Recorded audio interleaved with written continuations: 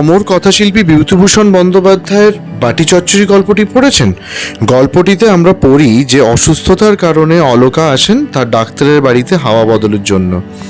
নানান রকম শারীরিক অসুস্থতার কারণে খাবারের ওপর নানান ধরনের বিধিনিষেধ ছিল।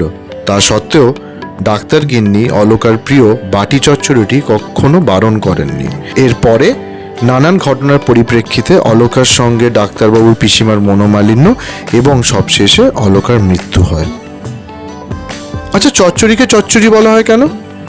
অনেকে বলেন যে বিভিন্ন ধরনের পাঁচমিশালি সবজিকে সাঁতলানোর সময় যে চচ্চড় করে শব্দ হয় কড়াইতে, তার থেকে চচ্চড়ি শব্দটি আমাদের প্রচলিত হয়েছে। আপনাদের আজকে চিংড়ি মাছের বাটি চচ্চড়িটি একটি সাধারণ রান্না, খুব সহজে যা করা যায়।